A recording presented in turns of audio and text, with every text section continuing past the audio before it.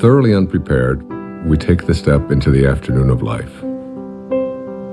Worse still, we take this step with the false presupposition that our truths and our ideals will serve us as hitherto.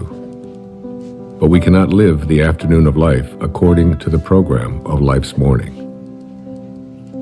For what was great in the morning will be little at evening.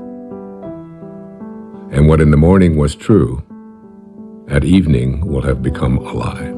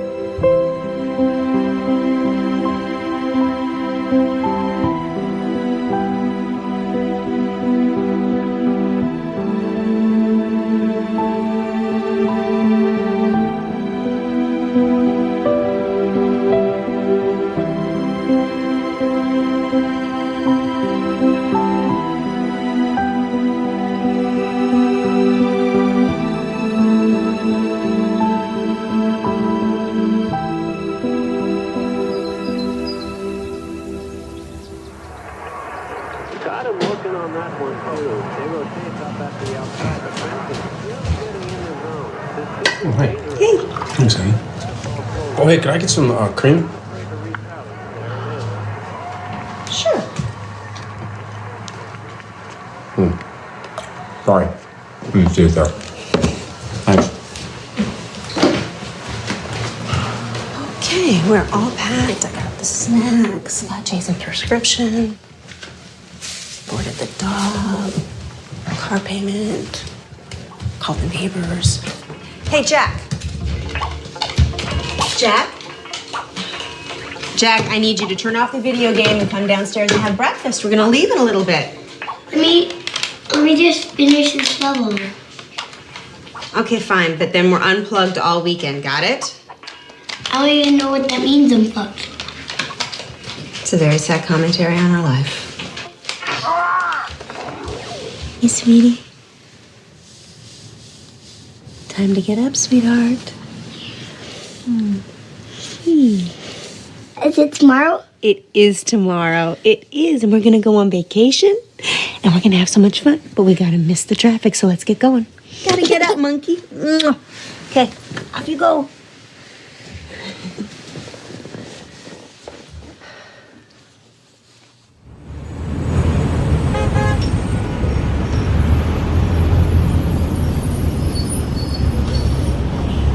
You're overreacting, Larry. I don't know what they can do. They can do a lot of damage to your image, Chad. Now listen, you have a brand to protect. More development can't afford lawsuits from environmental groups. This just isn't the right climate for that kind of stuff. What are you suggesting? I suggest you decide on some sort of compromise, or we'll be tied up in court, and you won't be able to start this project at all. You know, why didn't this come up when we did the impact report? I mean, for God's sake, we're talking about a tree. No, it's more than a tree. Chad, your pre-sales are already dropping, and now you're giving off the appearance of being insensitive. I am insensitive. It's a tree. You're paying me a lot of money for You know advice what, that you're not Larry, listening we'll to. talk about this later. No, wait a minute, Chad. You're Just- charging me Chad, by the please, minute. I'm hold on. hanging up now. Don't act. What was that about? I'm 80% done with this subdivision. Why don't you just not build near the tree? Then I lose money and you don't get your bonus. I'm not reconfiguring an entire section of it because of a tree. Never mind then. Have you made a decision about the board meeting this weekend in Monterey? Wait, what is this about? The House of Hope and Promise. Next time someone asks me to be on one of these boards, shoot me. Hugh Johnson is on it, remember? I went to great lengths to get them to ask you to be on it. Yeah. If Hugh Johnson's on the board, I'd better be on the board. In case you've forgotten, the House of Hope rehabilitates homeless families. I have put all of the information in this file for you. You can catch up on their mission in the car on the way there. I know what their mission is. It's to give handouts to people who can't handle things themselves. You know what? I never got a handout, and I managed okay. I will call your publicist and get them to say something about your philanthropic work. Hey, actually, that's a good idea. That'll deflect from the whole tree issue. Always thinking.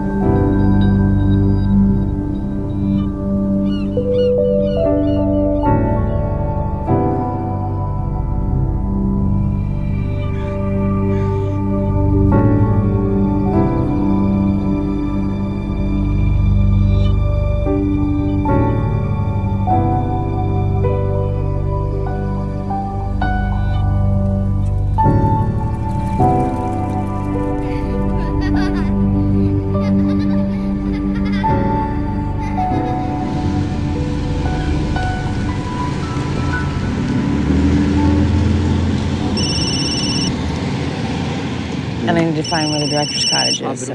Hello? You gotta get a new van, bro. Yeah, what happened? Is it? Well, it's kind of hard to hear you. The reception's shoddy up here. What do you mean they're reconsidering? You're kidding, right? Well, you're my agent. You're too violent. What does that even mean? I don't make slasher films. I make art. You got to convince them of that. Do they even know the talent we have on this?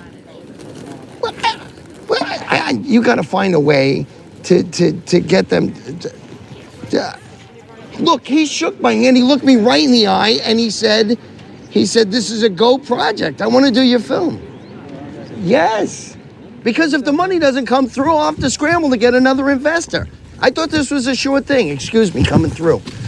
You want to make me happy? Get the money from my film. That would make me happy. I gotta go. I'm on the Wayne Dyer thing. Bye. Wow, damn. Is there anything we could do? You got about $5 million? If I did, would I be here? Then I don't think you can help me. Cheer up, David. It's a quick job. It's quick. It's quick and fun. It's 6:30 in the morning, Sarah. It's not going to be fun. It's just a job. Nothing, Archie. We'll get them their footage, and then we're out of here. Wayne! Good morning, David. How are you? I'm great. I hope this isn't too early for you. Oh, no, I've been up for hours. Good, good. This is Rob, our cameraman. We're very lucky to have him. Nice to meet you. Ron does sound. Hey, Ron, nice to meet you, my And friend. this is Sarah, my production coordinator. Sarah. She's Pleasure. very resourceful. Great. If you need anything, just ask her. Got it. So if you're amenable, I thought we'd head down to the social hall area and then set up down there. Let's do it. I'm ready. I've been ready for hours. Yeah. Oh, let's do Grab it. your cape. Let's go. Super. After do it. you, Jonathan. All right. All right. How'd you sleep? I slept great. Oh, is there I'm anything? excited about this. Is there any expectation I should know about? I have no expectations. I'm totally in your hands. Whatever you want to do, I feel Okay. sorry for you, Dr. Dyer. You're sorry you said that.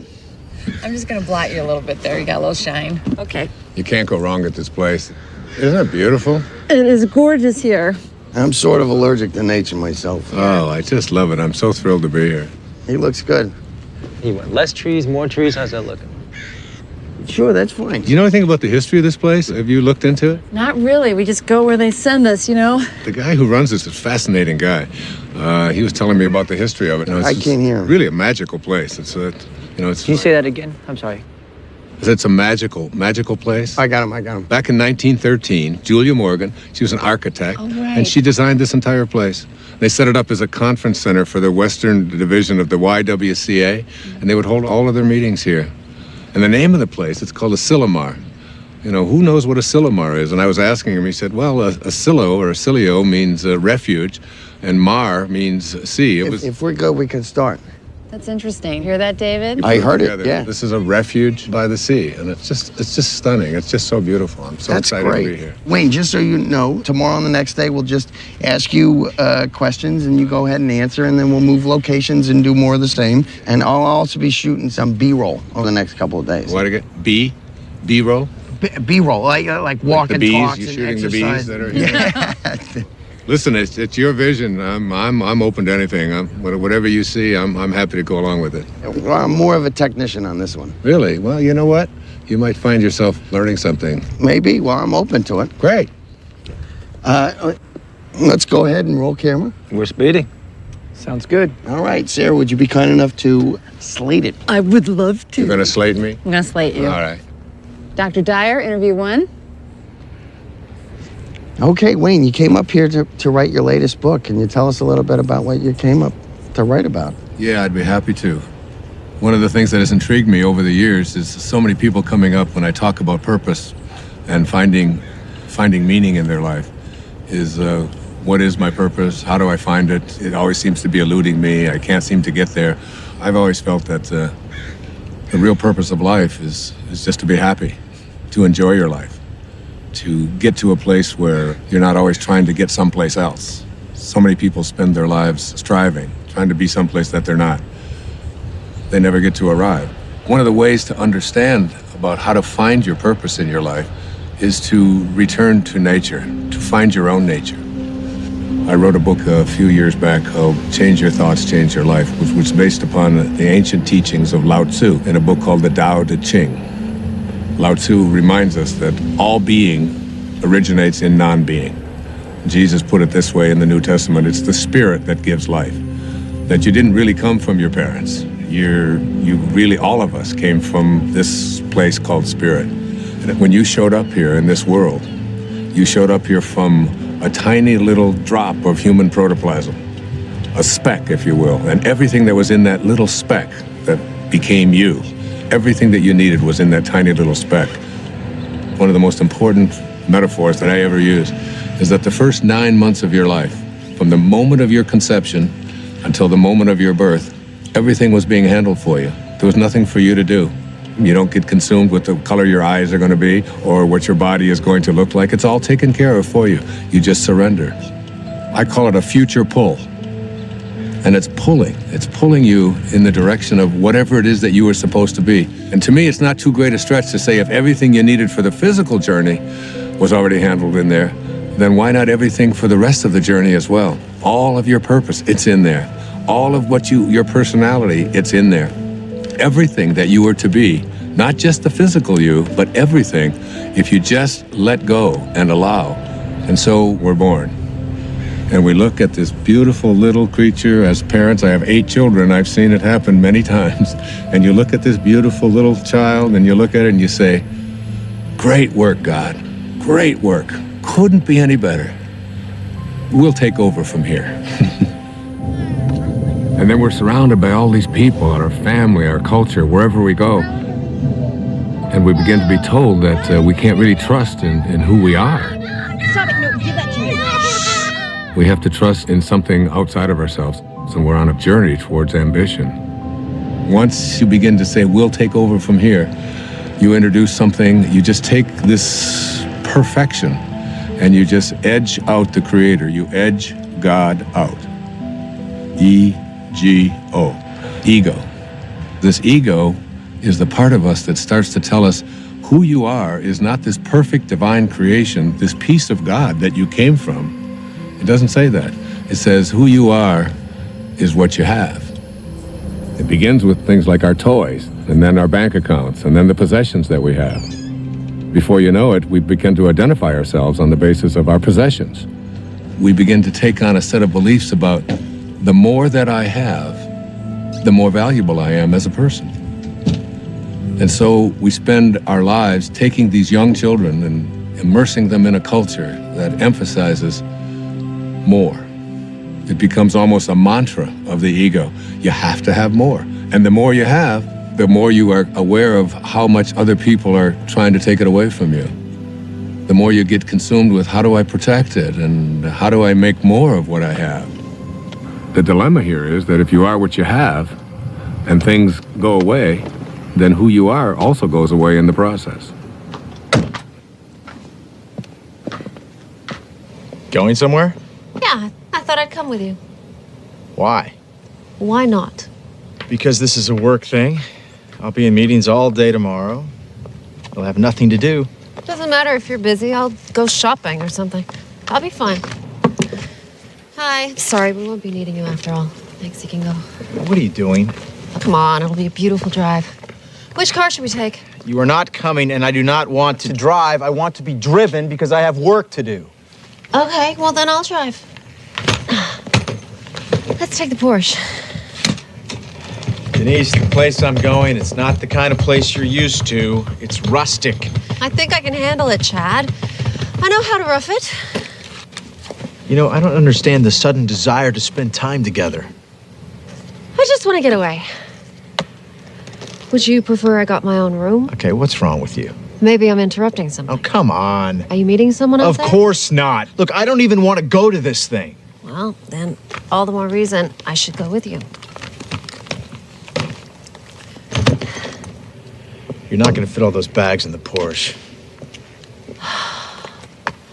Why don't you help me try? The second aspect of the ego is this idea that I am not only what I have, but I am what I do as well. You gonna get that? No, please, go ahead. Oh, it's all right. No While we're problem. stopped here, do you want anything, Dr. Dyer? You want water or anything?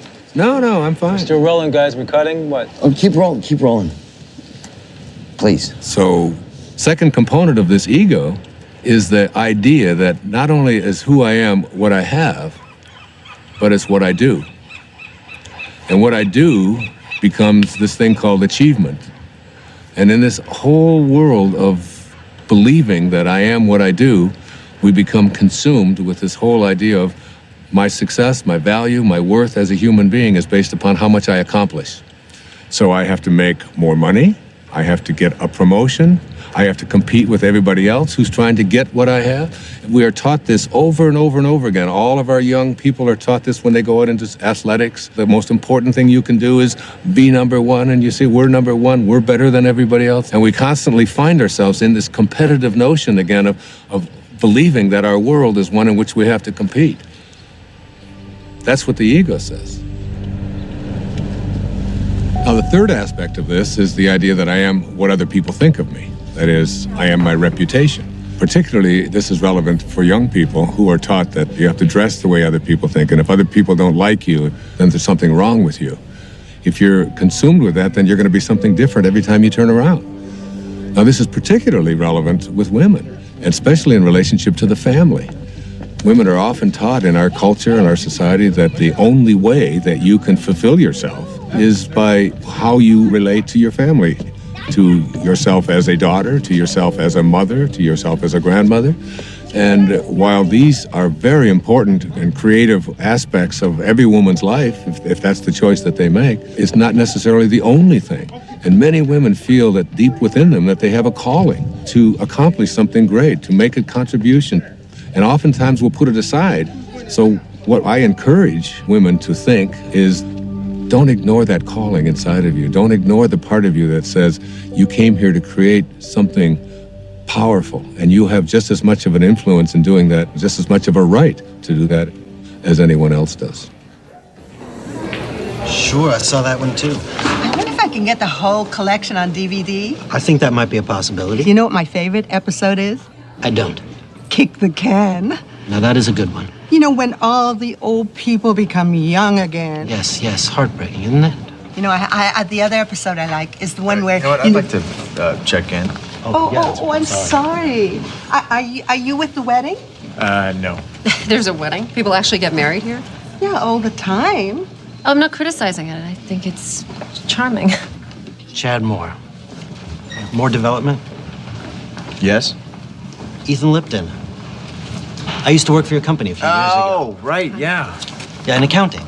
Yeah, sure. Darling, we'll talk later, okay? Okay, good. Oh, be sure to tell the guys to show up on time tomorrow night at the rehearsal dinner. This whole weekend is going to be a continuous celebration of love. Well, I do like love. Well, that's why I'm in this business. Bye. Are you getting married? No, I'm with the band. Oh, well, have a fun weekend of love. You guys too. Do you remember that guy? Not at all. Hi there. Hey, let's see, I'm checking in. The House of something? Promise and Hope. Promise it. Chad Moore, I'm on the board. Welcome to Asilomar, Mr. Moore. We have you in North or Longviews. If you go out the door and to your left... My wife has joined me unexpectedly, so could we get one of the larger rooms? You don't have to tell him that. Well, they weren't expecting you. You were unexpected. One of the nicer rooms would be wonderful. Thank you. I'm not used to camping. Camping. That's funny, Denise. Let me see what I can do for you. There's so much stuff we can do. Oh, that'd be cool. Where are the kids? Huh? Oh, Ethan. Whoa. Jack, Ethan, come over here.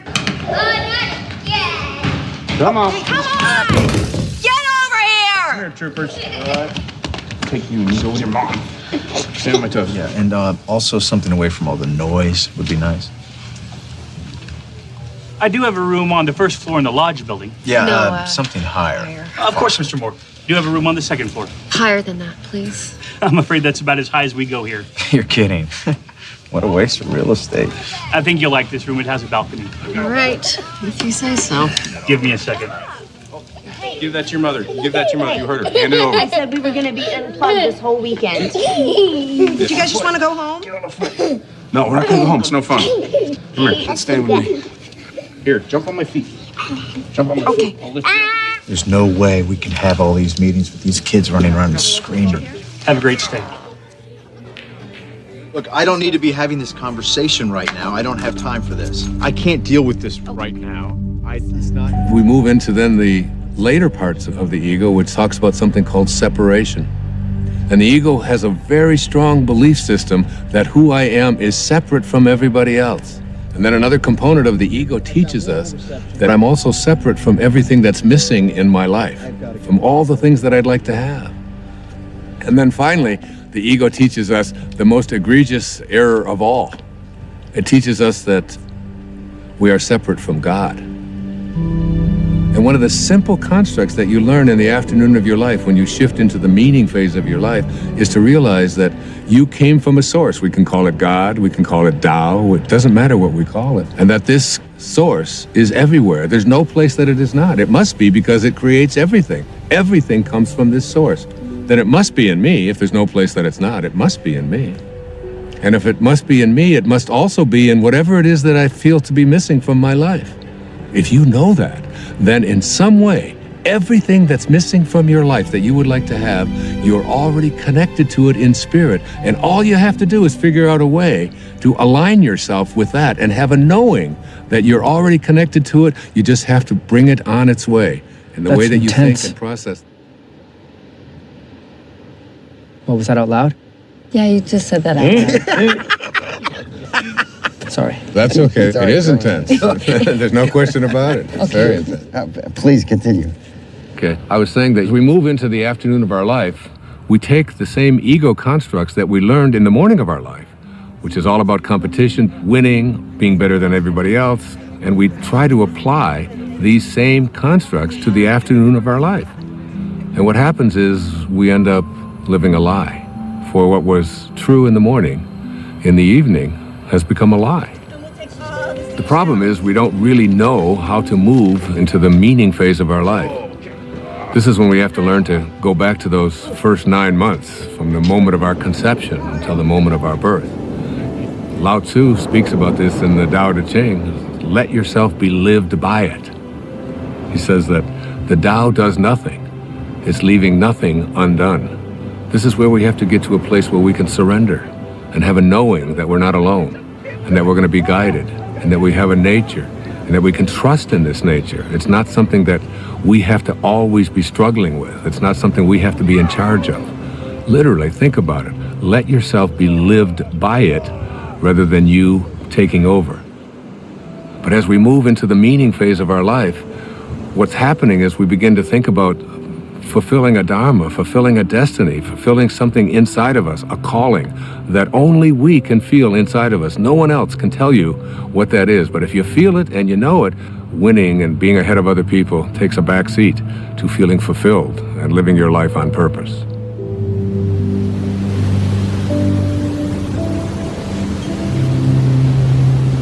I'm coming to get you. No! Ethan! Don't throw sand!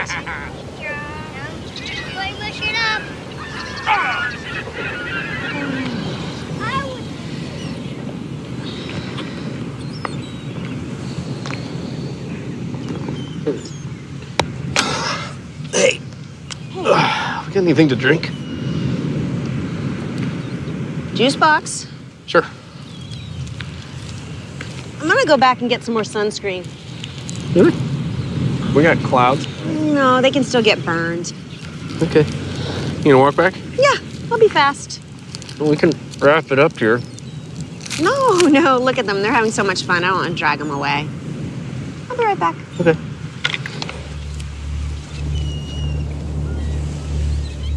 You got some great stuff. Well, I think it was a good start. I think it really was. I think you're going to see this thing come together in some unexpected ways. You're going to be surprised. You really are. Directors don't like surprises. Well, you're in for some.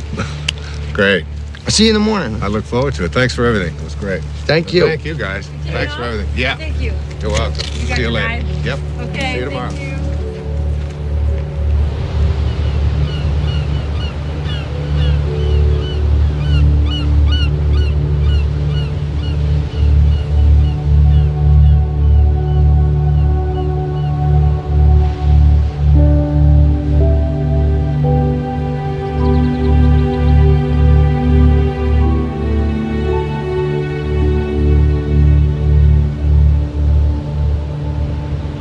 Amazing, isn't it?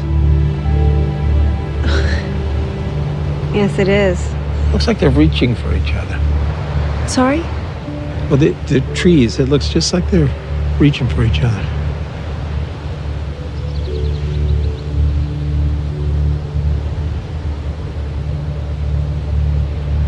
Yeah, you're right, it does. The whole place. It's like a different painting every day. You know, you're very fortunate to work here. Yeah. Hey, you want a lollipop? Excuse me? It's root beer. You like root beer? Actually, I do. It's root beer, but with a little bit of licorice. Thank you.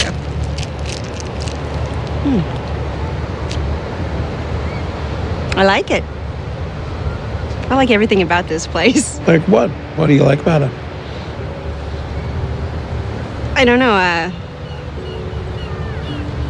it's just, it's so beautiful. I can't describe it. In words, yeah. I guess so. I mean, words versus images. Images? Pictures. No, don't do that either. I used to. When I was in college, I used to drive down to the beach and I'd sketch for hours. Oh well, doesn't matter anyway. Oh well.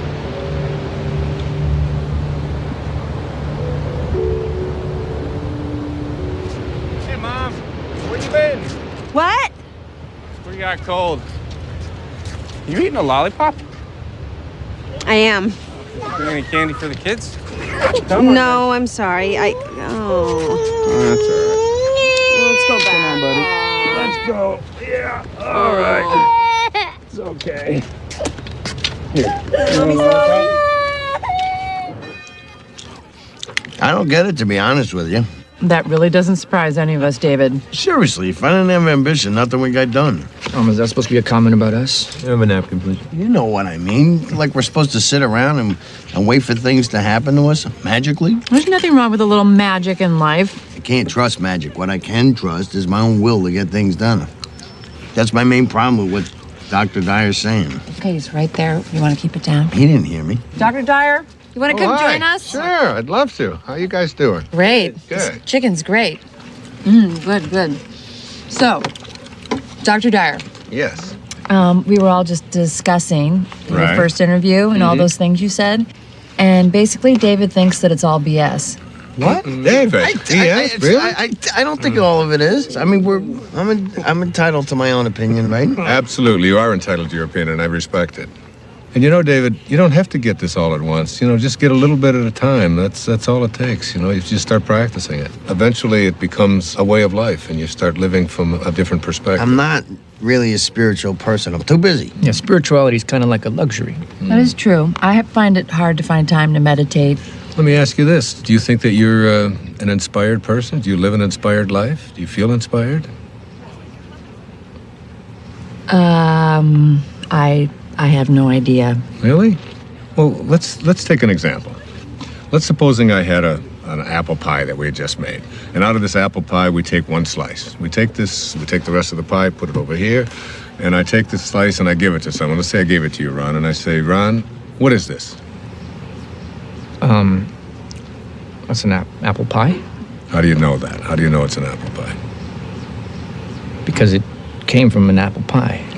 So, well, you laugh, but I mean, the truth is that's a very profound statement that you just made, that everything in the universe must be like what it came from. You take an acorn and you'll never get a rose bush out of it. You look at yourself and you ask yourself the question, where did I come from? Who am I and what am I like? You know, instead of making our choices out of the place that we really are, our authentic self, we're making them out of the ego. And every time we make choices out of the ego, all kinds of things begin to happen to us that take us away from finding meaning in our lives. How do you know if you're making a choice from your higher self? You gauge everything on the basis of how you feel. Are you stressed out? Are you anxious? Are you fearful? Are you angry? Do you feel good about yourself? Do you feel like you're on purpose? Do you feel like your life has any meaning? When you're operating out of the only part of yourself that is authentic, bliss is your response. But what about the upside of ambition? I mean, I'm a filmmaker, and if I didn't, doesn't ego serve me? I mean, if I was going with the flow, I'd never get a movie made. That's a conclusion that you come to because you think out of the ego. You know, the fact is that you might even be able to make much greater films if you came out of a higher place. Imagine yourself as being able to live and work and do everything that you do from this place that, well, it's called Dharma. What's Dharma? Dharma is a spiritual principle that implies there is a purpose to our lives. Like an otter has a dharma, a bird has a dharma. Everything has a purpose. And when you find yourself living from that purpose, you have found your dharma. Your dharma is something that you will be living by. And rather than constantly using the ego, you will begin to say, this is what I'm here for. It's like, I call it a calling. It's like an inner calling. How do you know what your dharma is? Like, what if you can't even find your dharma? Yeah, I can't even find a date, let alone my dharma.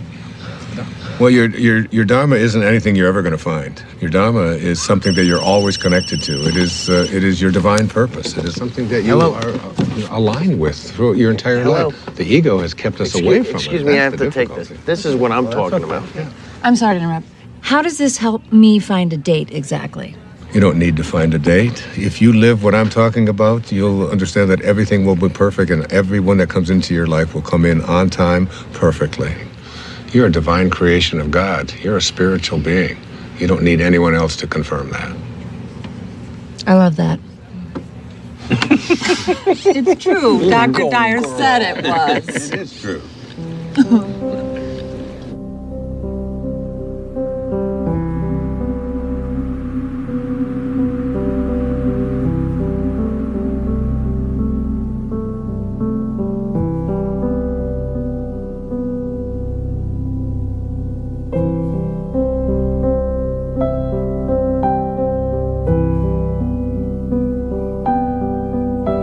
You know, I don't want you to think that I don't appreciate what you're saying. I do.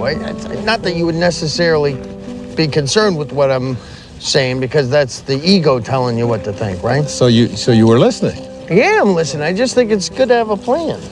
Well, what's your plan? To be a successful filmmaker, to make a name for myself, to make money, to have a good relationship. So you're talking here about prosperity, you're talking about abundance, you're talking about happiness. I haven't have any problem with that. I've been attracting abundance and prosperity into my life forever. I think it's actually quite easy to do. I really believe in it. For you? Well, you know, the problem what you're talking about here is the ego. The ego and your attachments. You know, you become attached to how much money you're making and how well your film is doing and is everything working the way I've been told that it should work. When you become attached to things and they go away, you then lose who you are. But it feels so much like survival. We're not talking about survival here. We're talking about a shift away from the morning of your life and having to do everything for external reasons and moving into a higher place in your life. Why don't we start with that tomorrow? How to make this shift? It's a good idea. You know, I tell my audiences all the time that if this is something new to you and you've never heard it before, there's a shift probably heading your way as well. That's all I need. It could happen.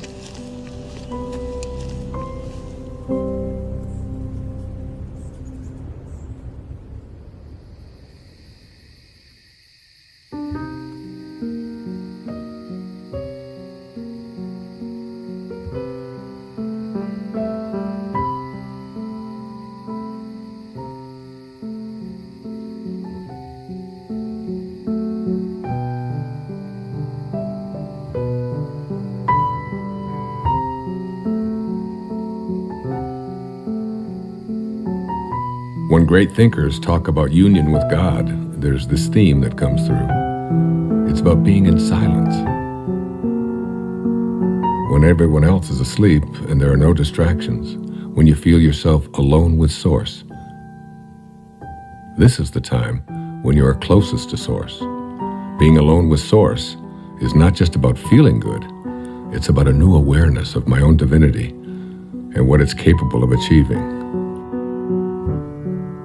It's all about returning back to the place that you came from. T.S. Eliot has a great quote, "We shall not cease from exploration, and the end of all our exploring will be to arrive where we started and know the place for the first time." I got a cut. Wayne, hold there for a minute. Hold there, Wayne, for a second. What is it? It's a bad angle. I gotta be lower. How long? 5 minutes. Wayne, take 5. Just hang there. We're readjusting the shot. Absolutely, no problem. You want some water, Dr. Dyer? No, thanks. I have an ocean here. Finish that test real quick. Hi, you've reached the office of Alex Chase at ICM. Please leave a message for Alex or Jason at the tone. Thanks. Alex, it's David. Call me back when you get this. I'm getting a little antsy. I think we should have heard by now. What did the executive say? Do you know anything? And why haven't I had a meeting yet? See the difference? Yeah. Call me back. I'd appreciate it. Ooh. Wayne Dyer interviews day 2. Rolling. Okay, we'll start with the transition from ambition to meaning. Great, it's a good idea. I can give you an example from my own life. It might be helpful. When I first started writing, I was very blessed to be considered, quote, successful. My motivation very often became how much money was I going to make on this book? What was my next contract going to look like? How many weeks did it appear on the New York Times bestseller list? What position was it? Did you get on the Tonight Show? Did you get on the Donahue Show? Hold on, I'm confused. Yeah? Yeah, if you were a success, who cares what was motivating you? Well, I guess you begin to change your definition of what it is that constitutes success. I mean, success can be identified in those terms, and there are other ways to look at it as well. But there's people listening to you. I mean, where would you be if you didn't initiate it? I mean, it got you started, right? I'm sorry to interrupt. Are we switching to a Q&A format? I'm just curious. Sorry. No, that's okay. It's a very normal question. It's a very common concern that people have. For myself, we talked about my writing, David, and yes, by all means it was successful, but there was a part of me, inside of me, that said, there's something more for me. I was writing books about psychology, your erroneous zones, pulling your own strings, the sky's the limit. All of them were doing well. All of them were bestsellers. It was all, but inside of me, I was shifting. There was a calling to something else, and I could see the shift taking place in my life. And the shift was, it was more in the direction of spirituality. It was more in the direction of higher consciousness. I began to become excited and thrilled by reading people like Krishnamurti, by reading people like Muktananda. And I remember going to my agent and I said, I want to write a book about how to take some of these great spiritual ideas. He said, no. You're going to write a book about sex. He said, this is going to sell. This is like Dr. Ruth has got one, but you're way better than Dr. Ruth, you know, and he's going on and on. And he said, and then I've got a second book for you, and we're going to do a 2-book deal, and you're going to write a book about how to make money. You know, Wayne Dyer's approach to making money. And I'd say, Artie, I said, I can't do that. I said, I have to write about it. He said, no, nobody's going to buy this stuff. He said, that's the airy-fairy stuff. That's out there. That's all that new agey stuff. He said, you don't want to. I said, but I have to write that. That's what I'm living. That's what I'm feeling. It's so exciting. And I remember submitting the proposal to him, and he said, all right, I'll send it in. And they didn't give me much of an advance at all because they didn't even believe in it. But off I went. There was a strong inner kind of feeling that I had something greater to give. I had something that I had to do that was beyond just going through the motions, just doing what I had already mastered, what I knew how to do. I remember when I made the shift, even though there was a little bit of fear, I remember feeling probably the freest that I'd felt ever in my life. I wasn't motivated by whether people are going to buy it, how much money I'm going to make, whether people are going to put me on a bestseller list. Those became external kind of factors. Those became things that started to chase me rather than me chasing it. Basically, I think, David, what I'm trying to say to you is that you get to a place in your life where you start to be guided by something that's larger than yourself. Just stay aligned with what you're here for and stay in harmony with Spirit, with God, with Source. Stay there. And as you stay there, the meaning phase of your life begins to take over. And once you cross over into the afternoon of your life, it's impossible to go back. Wait, Monday? You can't keep telling me Monday. If it was coming through, it would come through like 5 Mondays ago. Well, we can take a pause here for a second. You are not telling me this right now. What do you mean? They're replacing me? You don't know what to tell me? This movie meant everything to me. I bought them this movie! It's my movie! This movie meant everything to me! Damn it! Okay, this would be a great place to break. Is he okay, you think? I think he's gonna be fine. Let's just call it lunch. Everybody get something to eat, okay? And then as soon as I...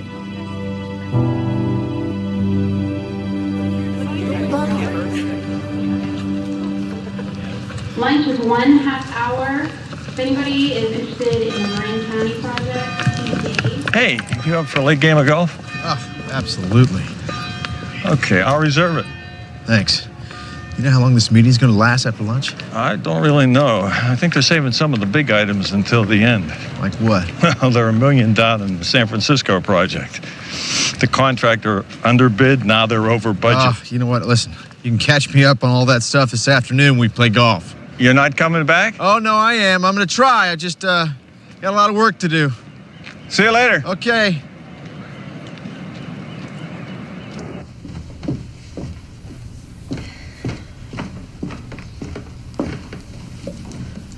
Good book? Not bad. I'm sort of a slow reader, but it's being patient with me. You said you worked for my husband? A long time ago. I don't think he remembers me. Oh, I think he remembers you. Well, he let a bunch of us go all at once because, he needed to scale back. Sorry about that. Hey, it's okay, truly. It's one of the best things that ever happened to me. I needed to try some different things, pursue some other avenues. Like your music. Like my music? Yeah. Well, it sounds like your story has a happy ending. Not yet, I hope. No. Don't rush me now. No, that's not what I meant. I meant you seem happy. Well. Hey, you know what? You and Chad ought to come to this party that we're playing at tonight.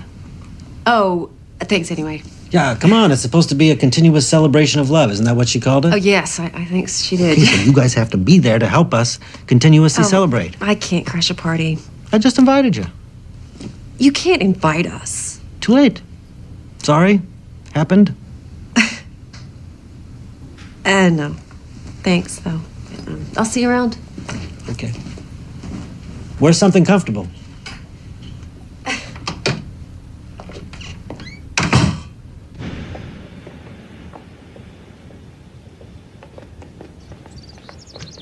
Denise. Denise. Hey, slow down. Stop. Oh, hi. Why didn't you stop? I didn't see you there. Where are you going? I was going into town. I thought you were in meetings all day.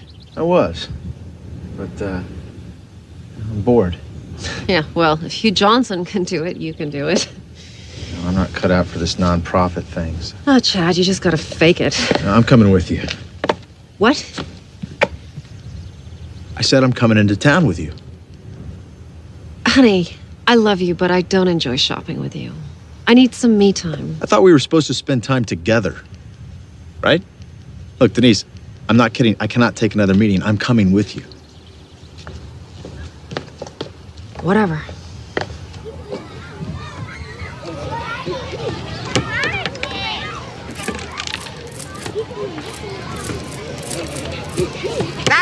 Hey! Guys! Stop it!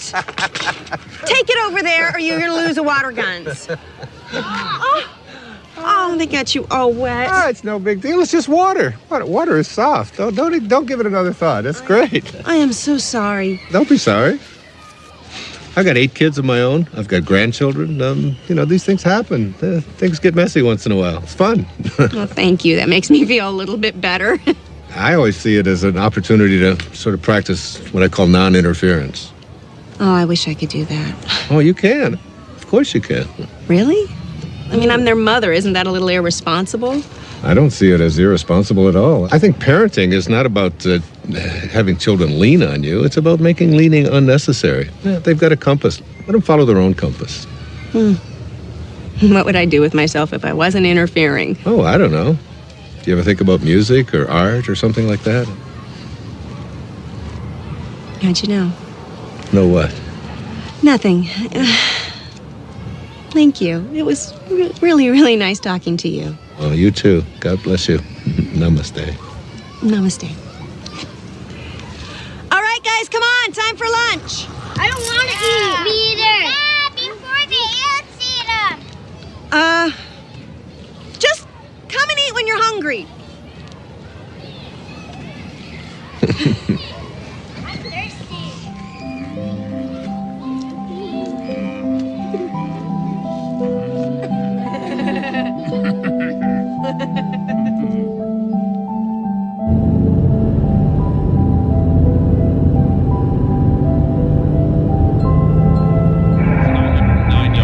Touchdowns and only 5 interceptions. Now listen, Bob, the next Peyton Manning, you want to put 10 bucks on? And definitely he had that signature moment during the game against the Bears. He could have cracked many quarterbacks. On Tuesday, 5.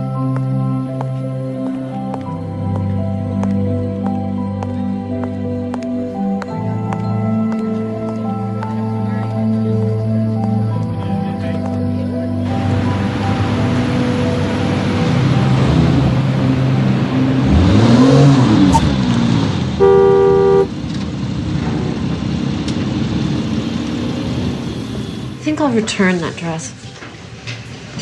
The one you just bought? The red one.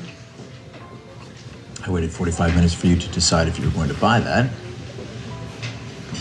I don't think I like it. Then why'd you buy it? Actually, I think I already have it. It took you an hour to buy a dress that you already have. This is exactly why you shouldn't come shopping with me. Well, I've got an idea. How about if we just not talk to each other at all?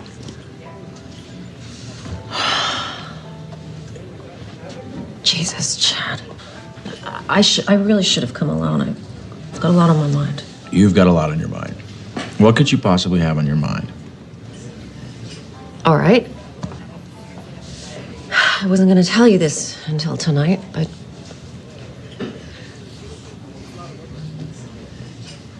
What? This weekend is a write-off for you, right? Because you're on the board of that charity. Right. You're about to have another write-off. What's that supposed to mean? Ugh, God, I'm trying to put this in a way you can relate to.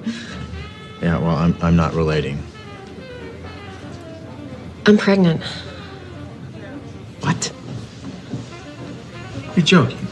No, I'm not joking. I don't want kids. I know. I didn't either. But this just happened, and I thought, maybe it's time for change. That we should experience this thing that everyone says is so wonderful. Maybe it's time to stop being so selfish and start thinking about something other than... I want to be selfish. I like being selfish.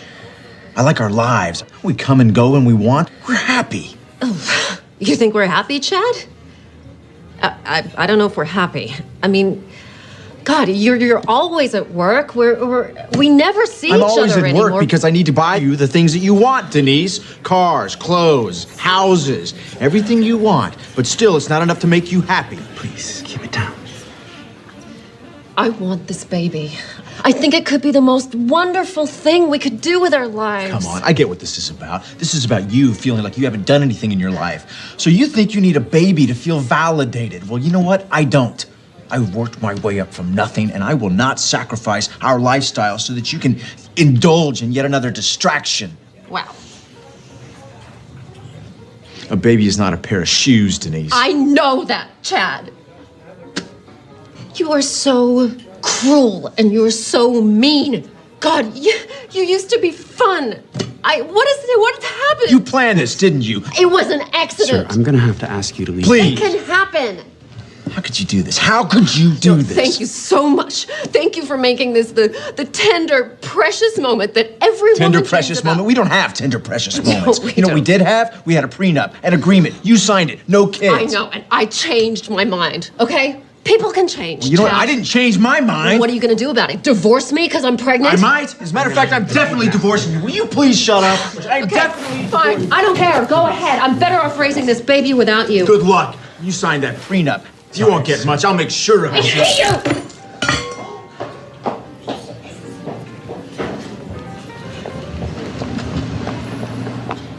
you! Sir, I'm fine. I still need I'm you. fine. Sir, I am still gonna have to ask you to leave. Oh, I'm leaving. Don't worry about paying. No, I am definitely paying for this meal. Please, sir, it's not necessary. Oh, she's got my wallet. Hey! You took my wallet, you kleptomaniac! You left it in the room, you moron! I'm calling my lawyer. I'm calling my lawyer right Oh, now. really? How are you gonna do that without your precious phone? Hey, come back here! Come back!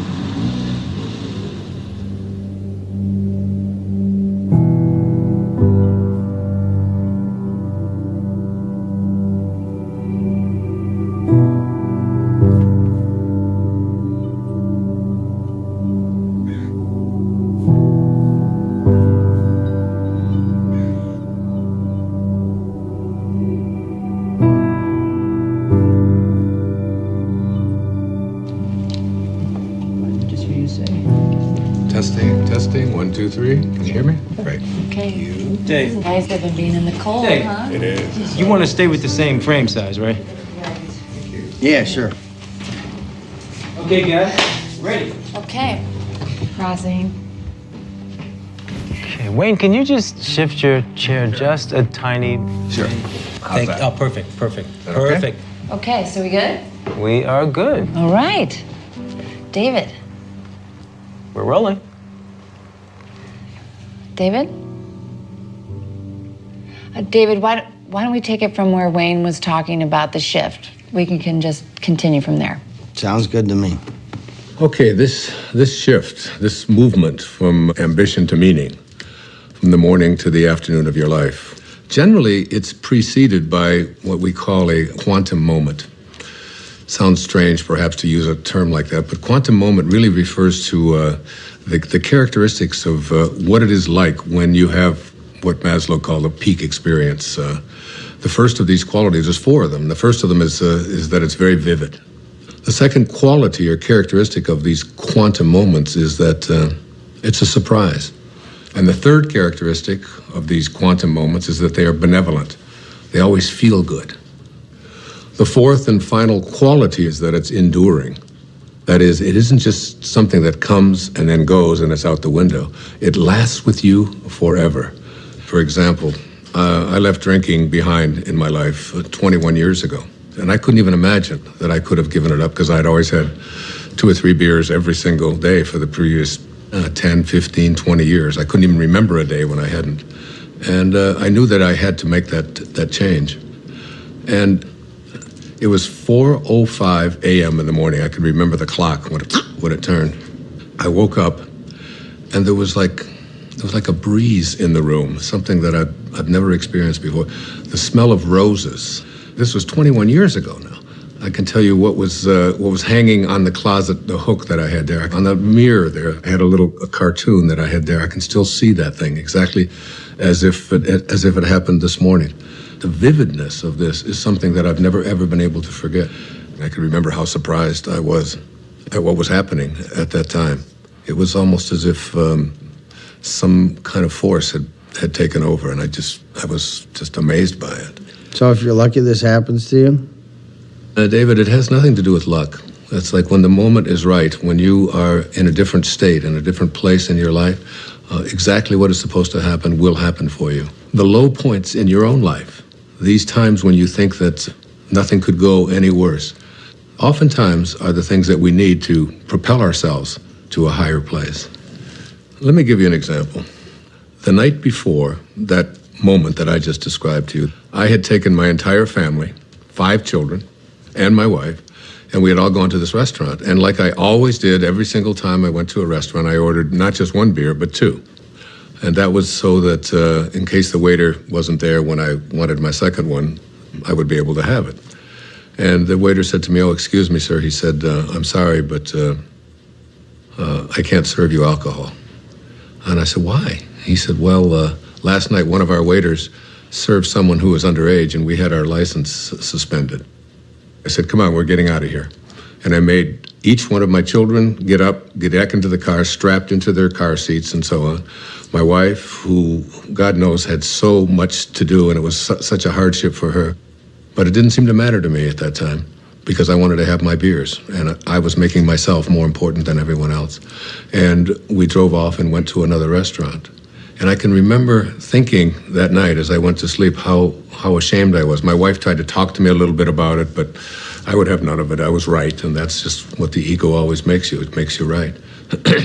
And that night, that experience that I had at 4:05 a.m. the next day, not only did it get me off of alcohol, it probably saved my life. It transformed my life in so many different ways. And it was all because I was open to it. You don't believe that? Sounds like more sitting around until some sort of epiphany comes to you. It's not about waiting around. You know, in the Tao, one of the great lessons that I learned is that it teaches us how to be soft, how to be flexible, how to not be always in control. One of the great teachings of the Tao says that let yourself be lived by it. But you didn't do anything. That's the whole point. That's the place you want to get to, where you just allow. In the recovery movement, it's called letting go and letting God. Allowing this source that is always flowing through each and every one of us to do and perform its magic. And that magic will always work in our best interest if we just surrender to it. If you could just stop interfering in your own life and just let yourself be done. If you can get to that place, nothing will be left undone. Everything that you need will be there for you.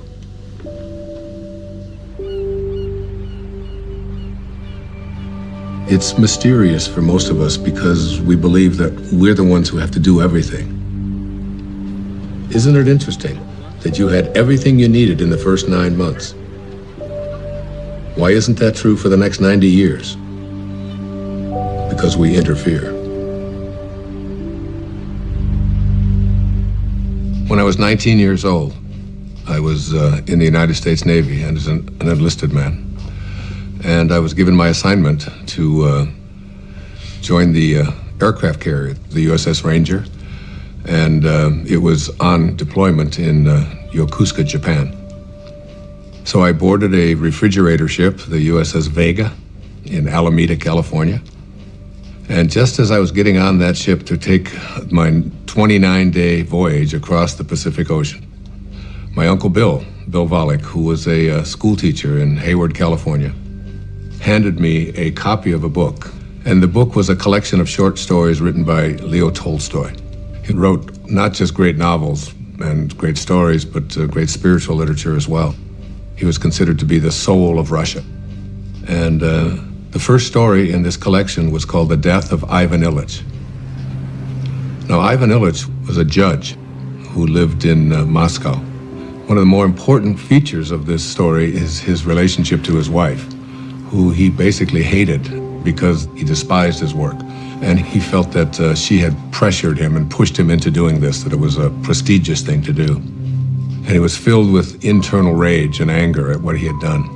The title of the story kind of gives it away, The Death of Ivan Ilyich. You know he's going to die.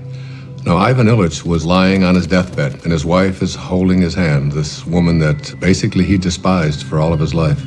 And he looks up into her eyes, and his last words are, "What if my whole life has been wrong?" And he died. I was very shaken and very moved by that. And I took out a pad of paper, and I wrote a note to myself. And I said, "Dear Wayne, don't die with your music still in you." And I've lived that for my entire life. When you die, you will return to that source, and you will be in that space of love. But the Tao says that you don't have to die to get there. You can die to the ego and live from that space of perfect love while you're here. That vivid, surprising, benevolent, enduring quality that defines the quantum moment that leads us into the shift is really an indication that you're returning back to the source. You're beginning to live from the Tao. It's reconnecting with the field of intention. In Greek, the word enthusiasm breaks down to entheos-iasm, which means the God within. When you have passion, when you have enthusiasm for something inside of you, that's really God speaking to you and saying to you, don't get to the end of your life and have to be able to say what Ivan Illich said. What if my whole life has been wrong? I can't think of a greater tragedy than that.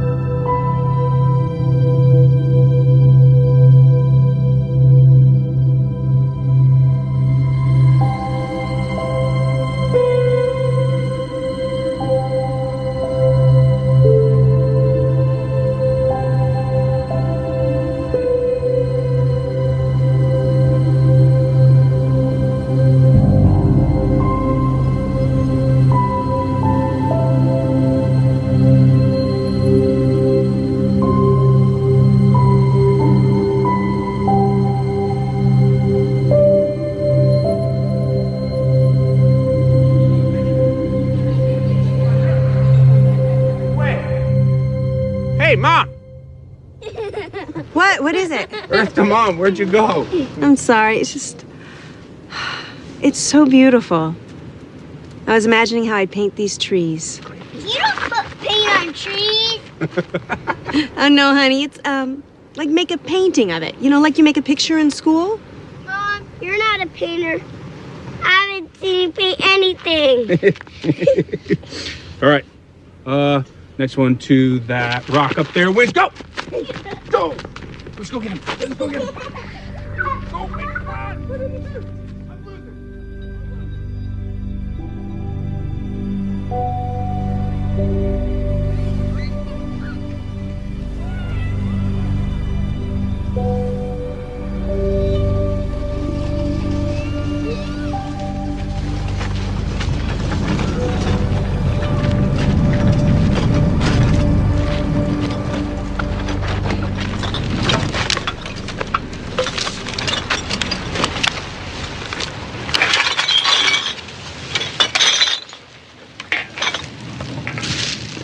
Hey, here's some money.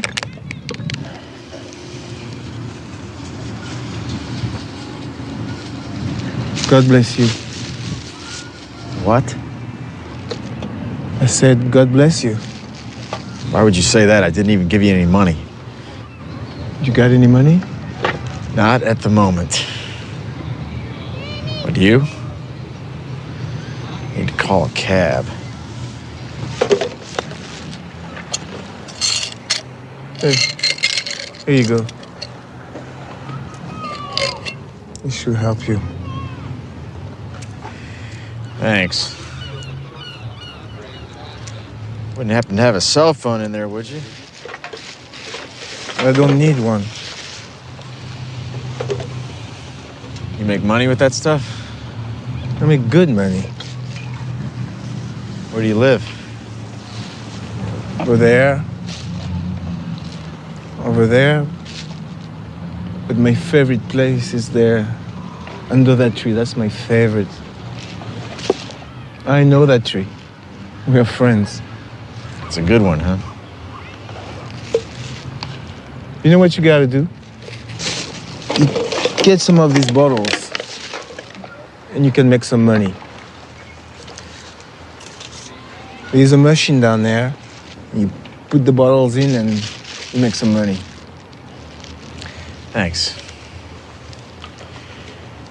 Maybe I can save up for a cell phone.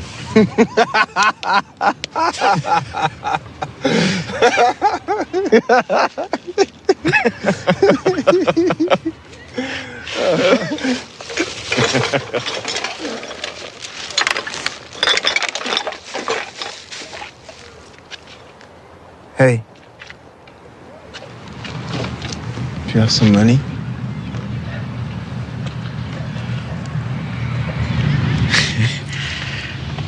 I do.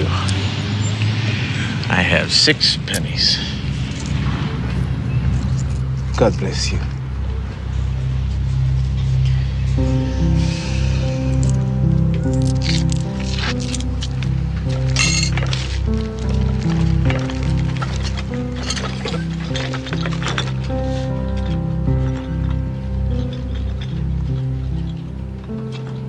Synchronicities. It's like a collaboration with fate. All of that becomes the norm, and the ego is no longer the driving force in your life. You begin to recognize that there's a powerful organizing intelligence that's in all things, and it's working with you and for you, almost as if you're making it happen by just being connected to your source. The destiny that appeared to be imposed upon you by something outside of yourself is no longer the relevant driving force in your life. You're connected to the source, and it's almost as if this divine organizing intelligence, God, the Tao, whatever you want to call it, it's almost as if it's saying to you, you play the music that you came here to play, and I'll be there to help you overcome any struggle or any obstacle that comes along. And it's not going to be a struggle because Source is supporting you. Yes, hi. Could I get a cab, please, to Monterey Motors? Yes. Thank you. Thank you very much. Bye.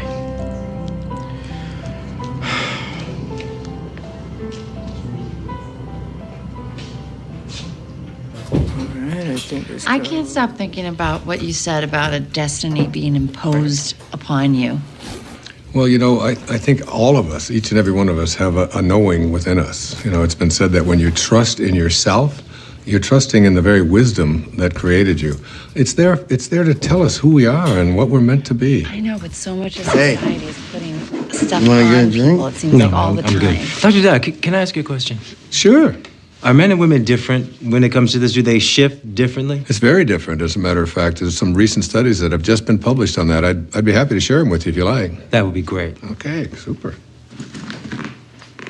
All right, I'm taking off. Okay, man, I'll catch up with you. So there was this incredible study done. It's I've got it right here. It's called The Moment That Turns Your Values Upside Down. And there's 4 components to it. There's men and women before and after. Now, before one of these quantum moments, they were asked just to list the most important priorities of their life, from the most important to the least important. Now, for men, the very first and most important value that they had learned was wealth, the accumulation of money. It's not really that big a surprise, because we are taught as men when we're growing up that your job is to support your family, your job is to get ahead. And the second most important value for all of these men was a sense of adventure, to go out there and, conquer the world. Be the guy. Yeah, absolutely, be the macho guy. The third was achievement. You know, as men, we're raised to believe that you are what you do, what you accomplish, what you're able to create. The fourth is the idea of pleasure. You know, going out with the guys, getting as many dates as you can, having as much fun as you possibly can. The fifth of these is to be respected, all right? And we all know as men what that means, you know? You're not giving me any respect, man. And then you get out there, and when you're growing up and you're a kid, and if you don't get respect, you're having fights. here are the top priorities of our lives. Be able to make money, to have a sense of adventure, to have, to achieve, to feel pleasure, to be respected. That's basically the morning of our life. This sounds like my list. What are you talking about? When was the last time you had fun? Oh, do not even listen to her. I know how to have fun. Do you mind? I'm trying to hear Wayne. Go on. Thank you. I appreciate that. All right. So the second part of this study, which is the after. A quantum shift has taken place. Same questions, only it's many years later, and they followed this over a lifetime. And the number one value is spirituality. Spirituality. The number one thing. It has gone from making money to spirituality, which wasn't even on the list before. You can't even find it. I've got the top 15 of them listed right here. It's not even on there. The second one is personal peace, less anxiety, less stress, if you will. The third one is family. Now, family was on the other list, but it was way down before. Now, what happens after one of these moments, you begin to look around and say, what is it that's important to me in my life? And then the next is God's will. This is the one that says, I have a sense of purpose. And then honesty is the fifth quality. Not just honest that I don't steal, but how honest am I as a man, with my feelings, with that's exactly right, Those are the top qualities for men. So there's the before and there's the after. You can see what a significant change this is, what a shift has taken place here. Hey, everybody. Hello.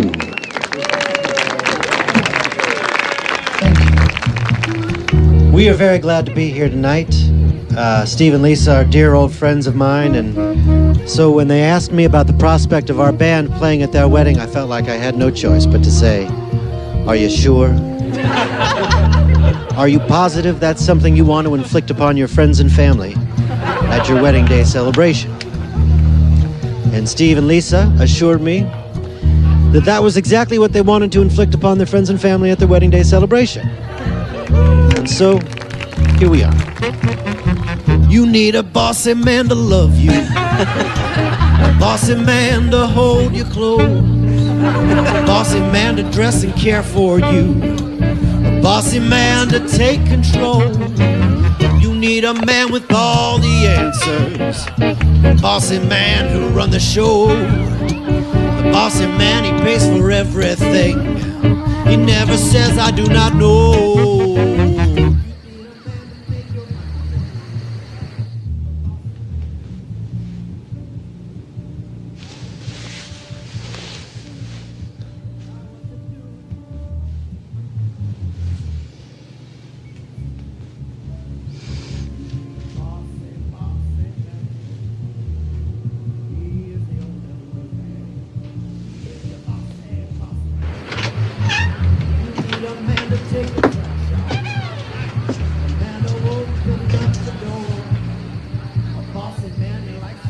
Okay. I know what you're going to ask. I can already tell. Yeah. What's the deal with the women? Bring it on. For women, it's even more astonishing. Before one of these quantum moments, the number one value is family. And it's not surprising because women are kind of raised in our society, in our culture, to be a good mother, to be a good daughter, to support your family, to take care of your children, and so on. The second one, which may surprise you, was a sense of independence, of feeling as if I would like to feel independent. See, women are very conflicted. Yeah, makes sense. The third was career.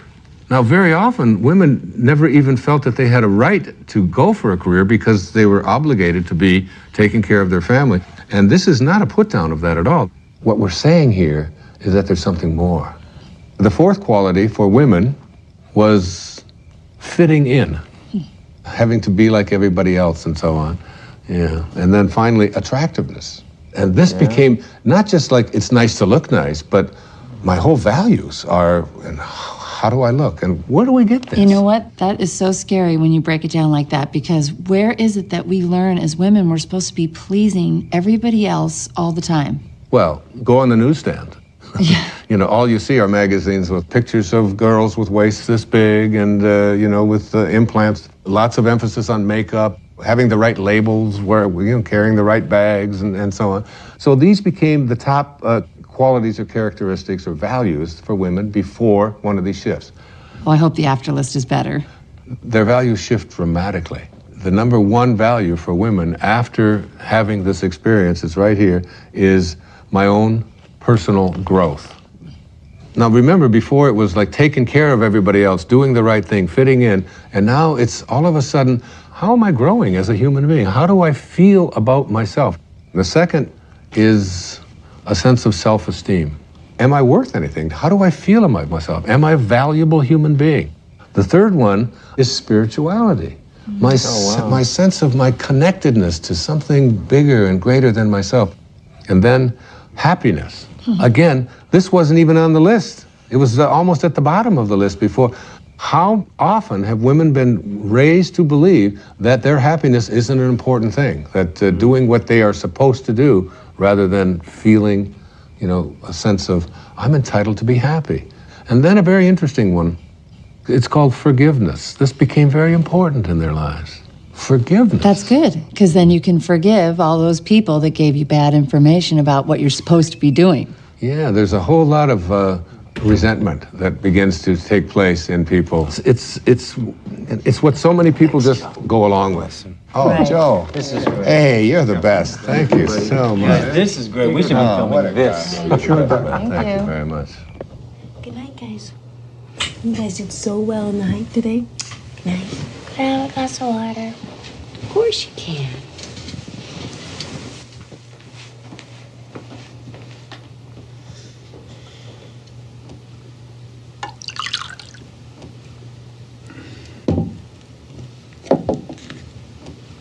Jason, what's this? This paper and pencil wasn't here before. I don't know. No idea.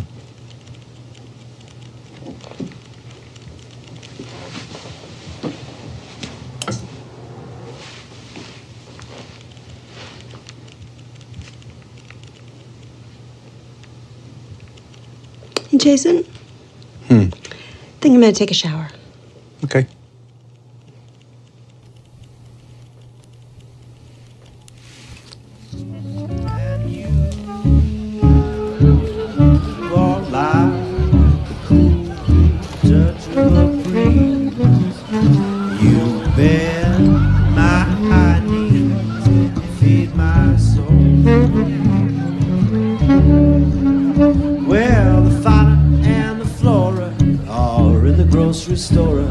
Someone's getting rascally and spry. Fauna says to Flora, I really do adore ya. Flora says, I know, tell me why. You are like one hot spot in the sun after a long winter storm.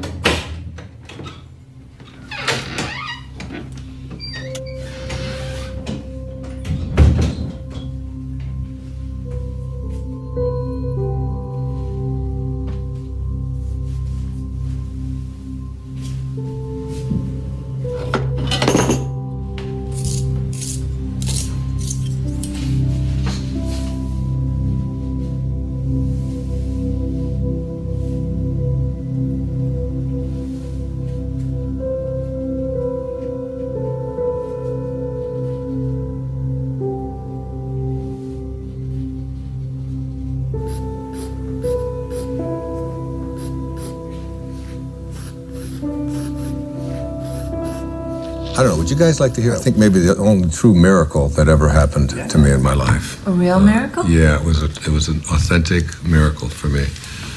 It was a healing that took place that I still can't explain. So it was in the year 2000, and I had taken a group of 25 people on a spiritual tour to Assisi. I've made several visits there.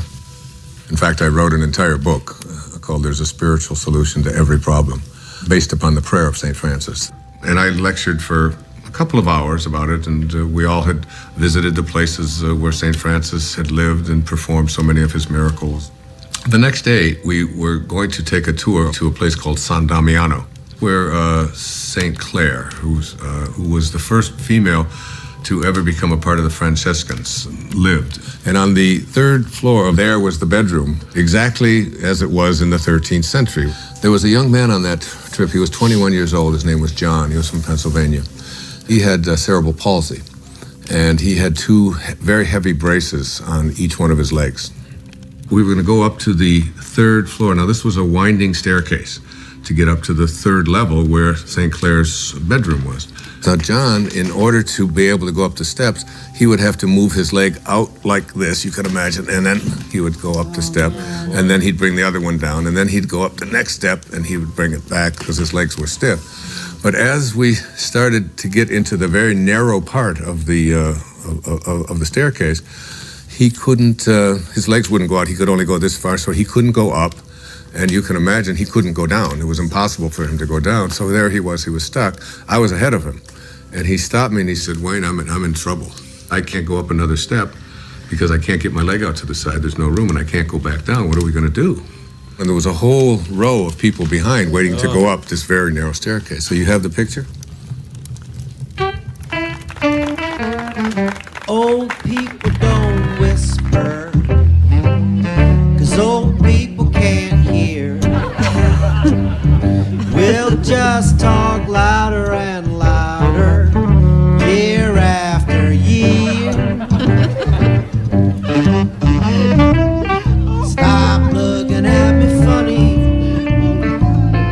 get over here, and I'll whisper. You have grape cheese on your chin. Oh, no. Thank you. No. Yes. Old wheels grow stronger. Old backs grow stiff. Old feet grow wider and longer. Old dreamers drift. I'm drifting over your way.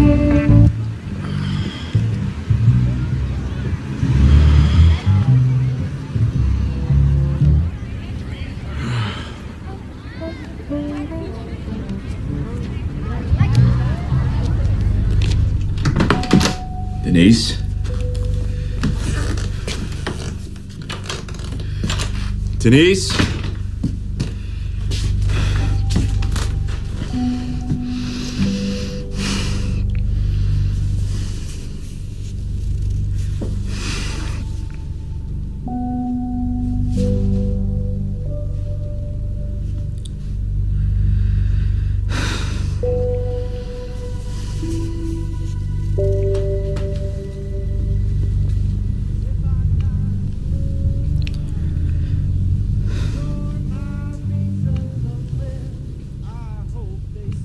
So I said to him, without even thinking, John, what I want you to do is just strap yourself on over my back and put your arms around my neck and just lean over and I will carry you up these steps.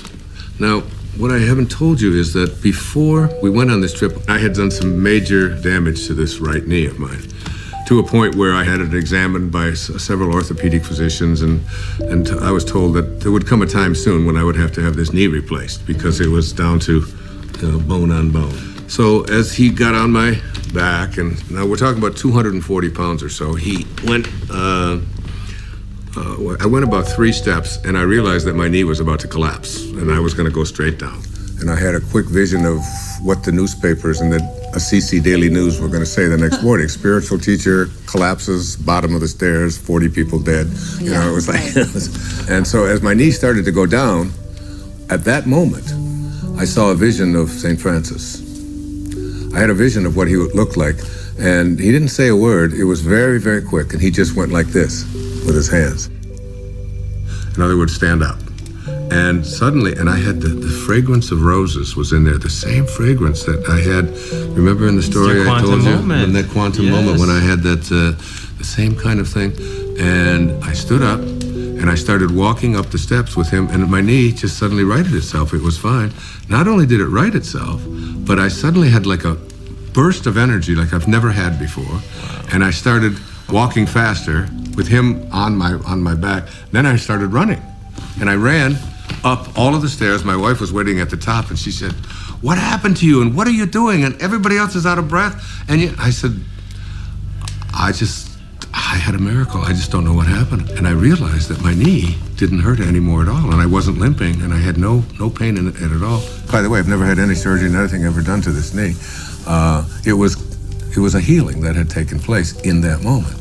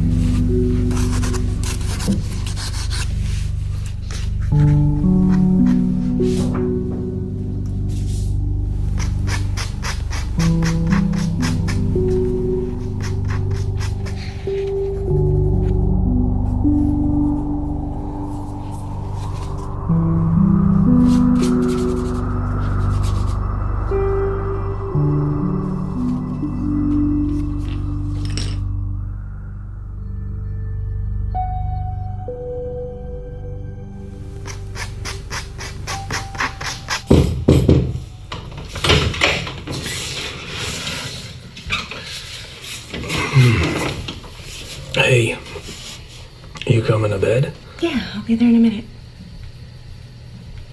What you been doing? Oh.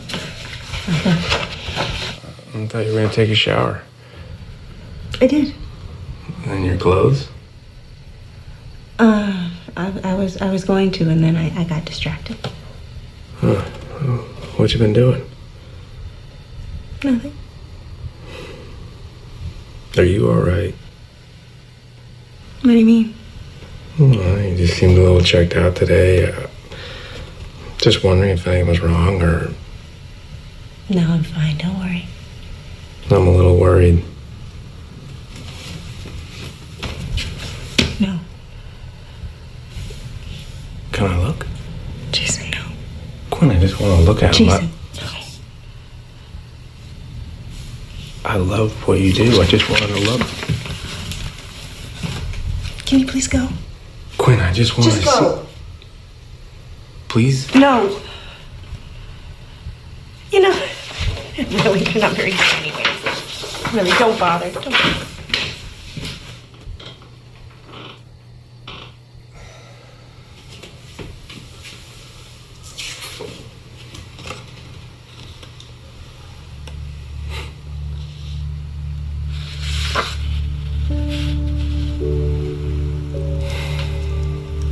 Later on, I started to talk about this miracle, but the thing that I did was, when people would ask me, why do you think it happened to you? I would always say, well, why not? I mean, I'm Wayne Dyer, after all. And I've written an entire book about him, and he's... I deserve a miracle. Yeah, and it was like, and I really believed that it was like a special sort of thing that came to me. That's what happens, you know, when you get your ego involved in it. And what happened in that moment is that I totally forgot my ego. It wasn't that I'm so grand and so spiritual or that I'm so special. My instantaneous reaction to what John needed was to just reach out to him, and that's when the miracle occurred.